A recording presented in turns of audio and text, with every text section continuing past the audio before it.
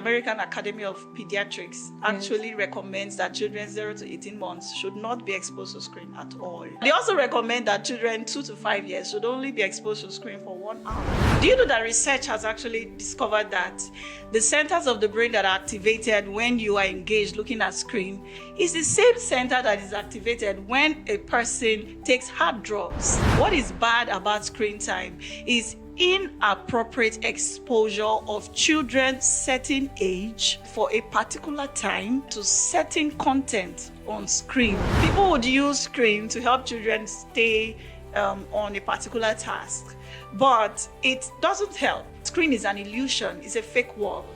You want a child concentrated on a particular subject, and the next thing you know is the child has drifted back to the fake world.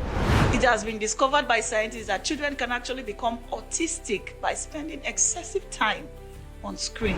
Tech is already here. Yeah. So what's that advice you can give to parents? You want your child to begin to have a love for tech. What is the scale of your love for tech? Some parents, they don't know how to send a WhatsApp message. Did you know that an average child spends over 7 hours a day on screen? And studies have shown that spending excessive time watching screen has effect on the child. But are all screen time bad? And then how can parents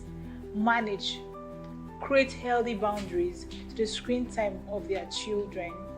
Welcome to the Wisdom Age. I am Yubi, and in today's episode, we are discussing a modern day parenting dilemma, which is screen time.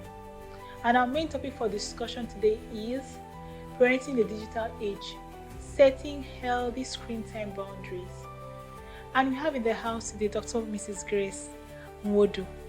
She's an expert in helping parents reduce their screen time of their children.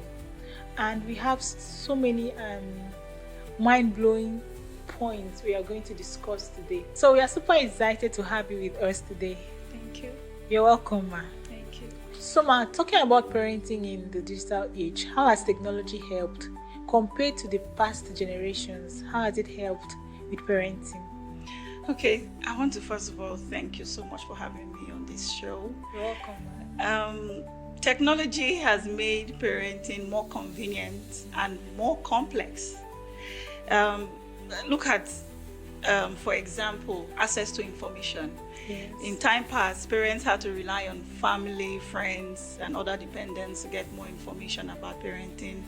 But today, that's not the case. We have parenting information everywhere. You have parenting apps, parenting groups on WhatsApp. Parenting information is out there in the open at the drop of the hat.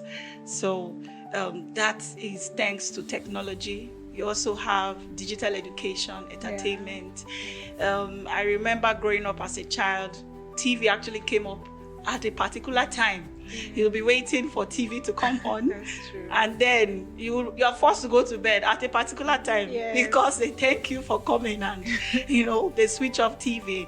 But today, if a child wants to stay up watching TV for 24 hours, they can't do that. Yes. That is technology. Lots of programs just keep being played. Yes, from one program to the another. other. Yes. So parents now have more tools online, on TV to engage their children, educate their children. We have educational programs, educational tools and resources, readily available.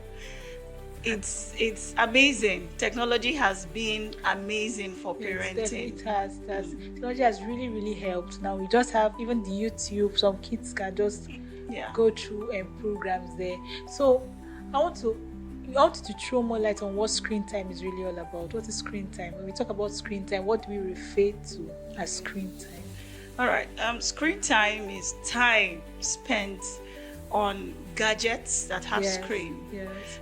Gadgets like phones, television, tablets, computers, and so on. So that time spent on that screen, on that gadget, is actually referred to as screen time. Yes, and some parents they are finding they're having a problem with their kids' screen time. So why are parents finding it such a big deal? Why is there so much concern on the amount of time their children spend on screen? Okay, someone would ask, how is it that something that has been so beneficial becomes a problem that people are now complaining? People are now complaining, yes. Well, that's because screen is an illusion. Yeah. Screen is a fake world. Yes. Screen is hyperstimulatory. Do you know that research has actually discovered that the centers of the brain that are activated when you are engaged looking at screen is the same center that is activated when a person takes hard drugs? Wow. Yes. So screen is hyperstimulatory. You see children glued to the screen. As in even little babies now. Even if you give them screen, yes. if you give them your phone, the first thing they want is your phone. They want your phone. Yes. They know how to praise it, even more than the adults. Yeah. You understand? Yes, ma'am. And then, why is screen a problem? Screen is all about consuming content. Yes. You know, creating content, consuming content. And that takes me to the last point. Screen is unidirectional. Everything a child is learning comes from one particular direction. Yes. There's no place for interaction at all. They just receive. You're just receiving. They just keep consuming. So I think that is one of the reasons, or these are the reasons why parents are worried. Are being worried. Yes. So now, can we say that all screen times are bad? All screen time, we cannot refer to all screen time or time spent on screen as being totally bad. Yes. Before I talk about the positive aspect of screen time for children, growing children, teenagers, and young adults, I want to say that what is bad about screen time is inappropriate exposure of children certain age, inappropriate exposure of children for a particular time, inappropriate exposure of children to certain content on screen. This is what we refer to as what makes screen time bad. So you have positive. Yes, there are positive things to get from screen time.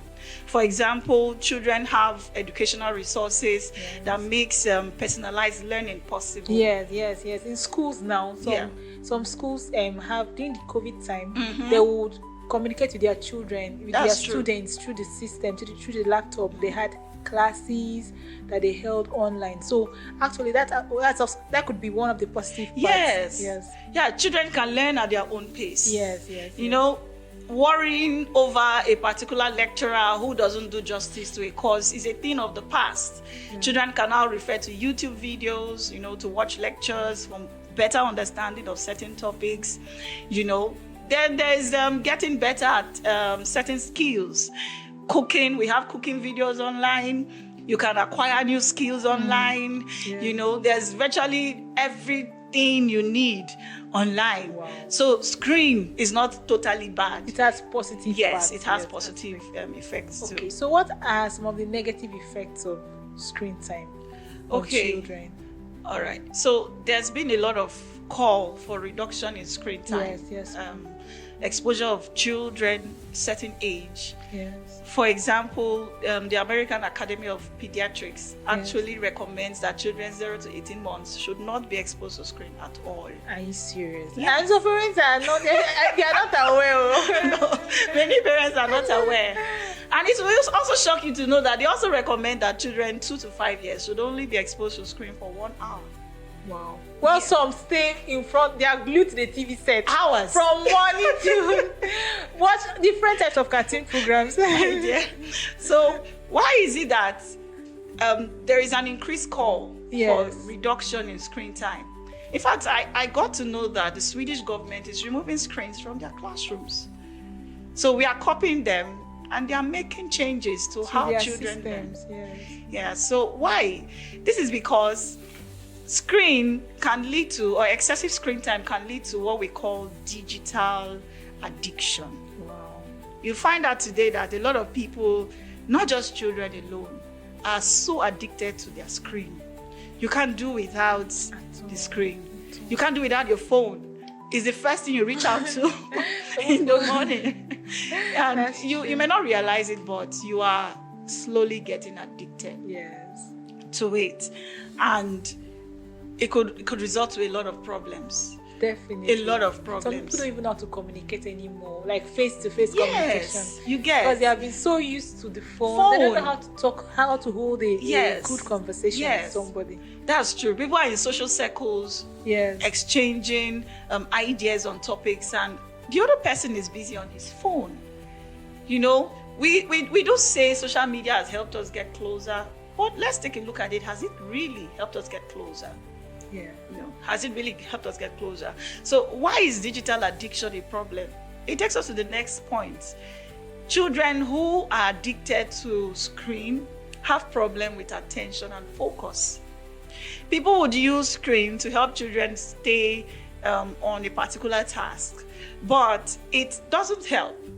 We have said that screen time, that screen is an illusion, is a fake world.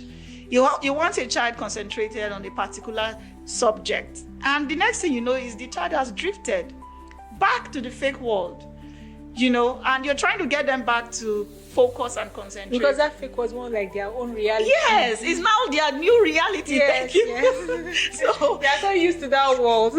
you get, they are so used to that world, they keep drifting back, and they don't live in the real world. So it's really an issue.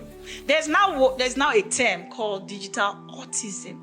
Wow. Yes, it has been discovered by scientists that children can actually become autistic by spending excessive time on screen. What do we mean by digital autism? Language difficulties. At age 0 to 18 months, a child should start learning how to speak. But you discover that you have been keeping this child watching certain programs, Coco Melon, hearing them talk and all that. And the child still hasn't developed the necessary syllables, you know. And you're wondering what is going on.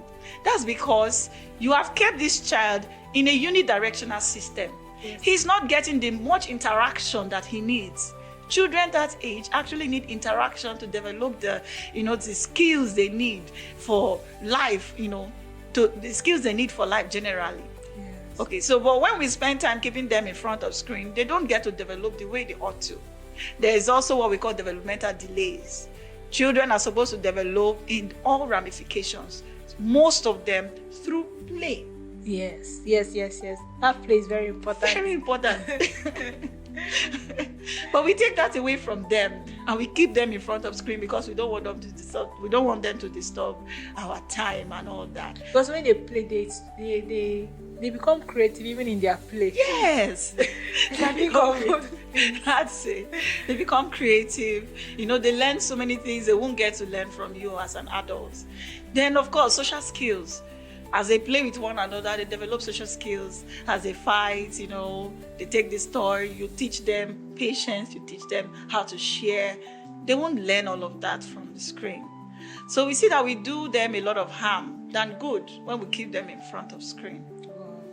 Thank you, ma. That's really educational. Like, I didn't even know that even the watching the screen all the time can have so much negative effects. So many more that time will fail us to even begin to enumerate. So now are there alternatives? Because parents may say, it's only TV I have now. It's only tab. Now we have tablets that kids use. It's only this.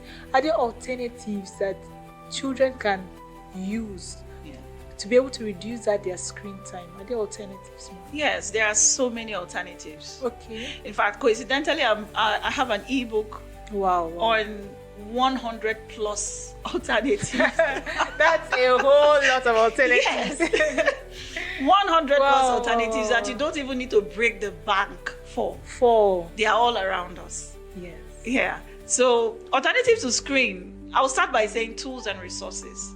Okay. As a parent, you can't do without it. You can't do without the storybooks. Yes. You can't do without the puzzles. Yes. You can't do without the building blocks. Yes. You can't do without the Legos, the things that help these children really get down to play. Then, of course, there are activities that you can engage the children in, toddler play activities, children preschool age activities, even teenagers. What happened to outdoor play? It's true. When we were children, Those places where we learned how to cook soup. yeah, And then I think that made that farm for us when we were small. She prepared that farm soup for us when we were little. yeah. And she was so garnish it. Oh, what she used to cook? Small container for tomatoes. That tomatoes. Yes, that those small tomato things. what happened to those kind of outdoor plays? What happened to sand play? Oh God. Building sand castles. Oh God. Oh God. So we don't want them to get dirty. We don't want to wash clothes. Haba. No. Those plays were really fun. Yes, they were fun, Really, really educational. fun. Yes. You know, what happened to football? What happened to volleyball, basketball? You know, so those activities actually, research has shown that they actually help children, help them develop. They help, there's something we call help them develop fine motor skills. Wow. You know, it helps them develop gross motor skills, the use of different parts of their body. Yes. As children use their hands in sand play, Yes. as they use their hand to build, as they use their hand, you know, to do different things. Yes. The muscles of the fingers begin to develop, Yes, develop ma'am. ability to hold, to grip, Yes. you know, things like that. So such activities can be used to exchange screen time. Then I want to talk about developmental programs. Instead of putting them out there all the time in front of screen, children 6 years and above can begin to learn different skills. In fact, They're not too small. They're to not learn. too small. And they grab so fast. I'm telling you, I saw a video the other day of a small girl that plaits hair. man, I saw that too. and she's very small like this. I was like, that's That's when the hand was just going. I'm telling you, she was very serious. Yeah. So imagine if a child begins to develop these skills from a Yes, very ma'am. young age. Yes, ma'am. Imagine what teenage years, adulthood would be like for those children. Yes, because when I was in secondary school, they taught us how to make bead bags. I was in my JS. Yeah. They taught us small skills, but those skills were just, it helped. Even till now, I still remember how to do that bead bag. You can Funny enough. imagine, yes. Funny enough, after all these years, I can still remember how to put a bead bag together from what I learned those years. So they actually grab, and Yes, it will even they do. stick at that older, at that younger age. Yes. Yes. All right. So I cannot begin to enumerate the 100 points Wow. here, but these are some of the things we can start considering doing. So thank you so much, man. Like, I've really learned a lot, seriously. So how can parents prepare their children for this tech world? Now we are in a tech-driven world. We have AI. Yes. We have many things coming up. Yes. So in as well, also we know that excessive screen time is not healthy for a child. Now, as a parent, how do you prepare your child for this tech-driven world that we are in now, while also making sure that you have balanced you've set boundaries for their screen time? Okay.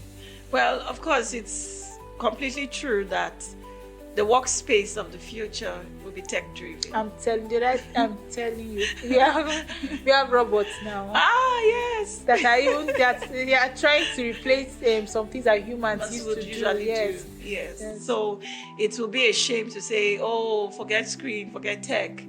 That would not be helping the child prepare for the future. Most of the professions our kids are studying in university will be extinct by the time they come out of the university. So it is very important that we prepare them for that future. Very important. Okay, so how can we do that? Start from the home. Make your home tech-friendly. I remember growing up as a child, my dad got us a desktop computer, and I started learning how to design cards, how to type on Word. Sometimes we'll just go there and just type endlessly, you know. But by experimenting, we got to learn how to type. In fact, in my PhD thesis, I did the typing from start to finish. Wow. Yes. And, you know, so those skills learned at that early stage of my life have actually helped me. So making the home tech-friendly, creating a space for tech in your home, buying them computers, you know, to experiment as they learn. In most schools today, they learn about computer. So just making sure that learning doesn't end there in school. As they come home, they have a space to practice. You're already engineering them towards the field of tech. And also fostering STEM learning. What's STEM? science, technology, engineering, mathematics, encouraging learning STEM, whether in school or at home. And learning STEM is not just about learning the computer. There are many tools, many STEM tools. We have books, we have Legos, we have things they can do with their hands, that will actually encourage a love for tech in them. Okay. And also there are other things that you can do. Very importantly is encourage them to be part of tech communities. Yes. Clubs. Like enrolling them in coding classes. Coding classes. I've been seeing a lot of coding classes Yes, for small out there. children now, Yes. for younger ages now. Yes, they are there. So encourage them to be a part of these communities would really help them. They form tech cliques. I call it tech cliques. They have people to encourage them. Oh, this is what I'm learning now. Oh, you're learning how? Yes. I want to try it. Yes. So they're actually spending time doing things that they grow to love. Yes. So it's not like a burden. It's not like a burden. So they get to understand it, they get to love it, they engage in it, and before you know, they build a future in that field. And you can also drive them towards a tech career by encouraging them to get into learning how to think critically. You get them to learn how to think critically by encouraging the use of certain tools like puzzles. Okay. As they learn to piece jigsaw puzzles together, they develop critical thinking ability. Why is this important? It's not just about getting tech skills. How do I apply it? So they need critical thinking to learn how to apply these skills that they have learned. Yes. Then, of course, there's also getting them to build important life skills. There are life skills we call executive functioning skills. Skills like time management, skills like task initiation, organization, impulse control. You don't want a tech genius on your hand without important life skills. It will be disastrous. You understand? So as they drive towards learning tech, they also need to build important life skills. And finally, on this particular point, there's the need to guarantee structure. There's a need to build structure in the home as they learn tech. So they shouldn't spend their entire time on tech. It's very important to teach them how to structure their day, structure their time. Know what's important. Prioritize. Yes. When it's time to do your chores, you do your chores, So there's that need to set boundaries, like you mentioned earlier. And then safety while using tech. If safety is not guaranteed, disaster is just knocking at the door. We know that a lot of things are out there. Children bump into pornography without planning to do so. So parents would need to begin to think of putting parental controls, on certain things they have there at home. Phones, you buy phones for them, put control. So they can't access some So they don't access some because sites. this site, I don't know, they don't even understand that a child can use a phone. Yes. All sorts of things just keep filtering in. Popping up. Even when you're not even the one, you're not interested in them, but they just pop up on the screen. Yes. And children are curious. They want to Yes. know. They want to find out. They will now That's start searching for that thing. So it's very important. As Very you said. important. Very, very important. Safety is very important. If you must drive them towards tech, then you must Yes. use tech responsibly. Yes. Thank you, man. Thank Wow. Wow, that's amazing. Yes. Serious. So, ma, and I would like you to advise our viewers, because there are people that are going to watch this program. So, what is the advice you can give to them based on how they can reduce their children's screen time, how to set healthy boundaries, and also how to prepare them for the future? Tech is already here. Yeah. So what's that advice you can give to parents? Okay. I want to say to that parent who has a child who is addicted to screen, tried all you could and it's still not working. You need patience. Yeah. You need consistency. Screen addiction does not begin in a day. Likewise, you cannot stop it in a day. You have to show consistency. You have to show patience.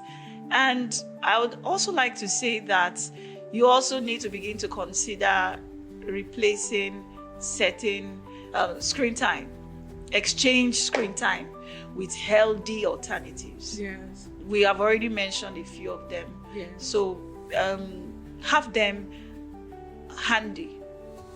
I would say when you have a child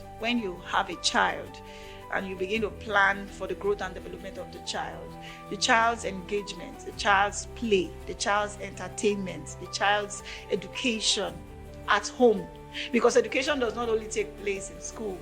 The child's, all of these things I've just mentioned should be planned for.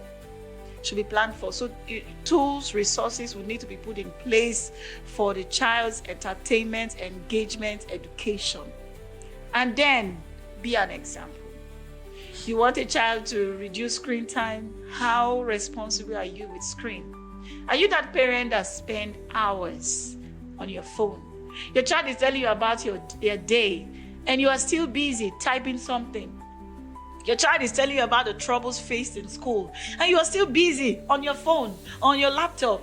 There is no family time. There's no children time. You don't have time for them. You're basically just driving them back to screen. Yes. So because they learn by what they see. Yes, they learn mostly, in fact, by what you're telling. Not by what. If you tell them AI, you're doing they will do. All right. So you want your child to begin to have a love for tech.